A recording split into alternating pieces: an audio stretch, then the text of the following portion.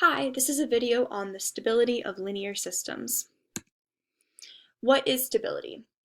So a stable system is one that will converge to a solution.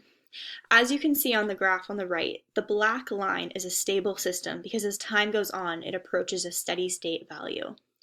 In contrast, a divergent system, seen in green on this graph, is one that increases as time goes on. Another way to define stability is when you perturb the system. The system you can either perturb the inputs or the state variables. In a stable system, when it is perturbed, it will still return to either the original steady state or a new steady state value. In contrast, when you perturb a divergent or unstable system, it will not return to a steady state value. So there are three ways to determine stability. In the first way, you first identify the Jacobian matrix. You then calculate the eigenvalues of the system. If the eigenvalues are negative, it is a stable system. If the eigenvalues are positive, it is an unstable system.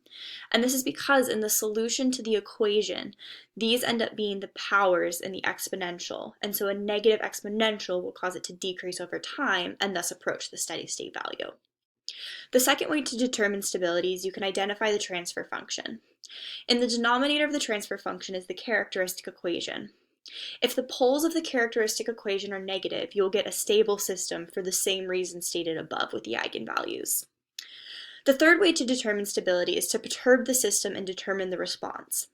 In this scenario, you take the differential equation and add a delta x term. You then solve the differential equation, and if the delta x term is equal to something that is negative, it will be a stable solution. In contrast, if it is positive, it is an unstable solution. So there are 6 different ways to define the system's instability. So I will be showing you these systems in my code. So this is a software that shows you the eigenvalues, the stability of the system, plots the system on a phase plot, and also shows the concentrations over time. So as you can see, I first define the Jacobian matrix and then have the user input the values for the Jacobian matrix. Here I am solving the differential equation, and then here I am plotting on the phase plot. For my phase plot, I did a range of values from -10 to 10 and every combination between there. I then am plotting on the phase plot. In this scenario, I'm doing concentration versus time, so I solve the differential equation again, but this time I'm using only one initial condition. In my case, I chose to do 10-10 to show the stability of the system at that one point. I then plot the parameters for the time plot, and then this code calculates the eigenvalues and then plots it on the argand diagram. And then lastly, this code will output in the command line the stability of the system. So to show how the code works, first I'll be showing you a stable system. So for this case, I will be plugging in the user input values. So I'll be doing -5, 1, 4, and -2. So I'll run those, and as you can see, the eigenvalues are -6, -1, which is good. They're negative, which means it's stable, and as you can see, the output shows the system is stable. So then for my plot here, you can see the system is stable because all of the arrows are pointing inward. So regardless of our initial condition, we will still get a solution to converge. As you can see on the concentration versus time graph, the solutions are decreasing over time and coming to a steady state value. On the argand diagram, you can see the 2 eigenvalues, -1 and -6 plotted. And so I will go ahead and show you the next system, which is a center system. So 3, -9, 4, and -3. So in this scenario, there's no real parts to the eigenvalues. They're only imaginary. And behavior system is center. And so as you can see on the plot, it looks like a center. All of the arrows are converging inward. So again, the system will be stable even though it will take a while to converge. So as you can see on the concentration versus time graph, this only goes up to 10. And so the solution hasn't converged within this window.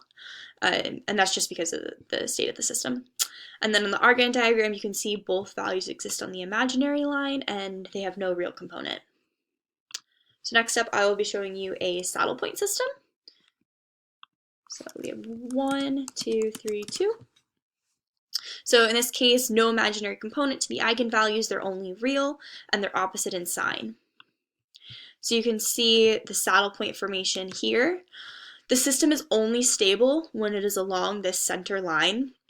So in our case, because we use the initial condition 10-10, we are getting that the system is unstable at this point, and as you can see, it's exponentially increasing over time with the x1, x2 concentrations.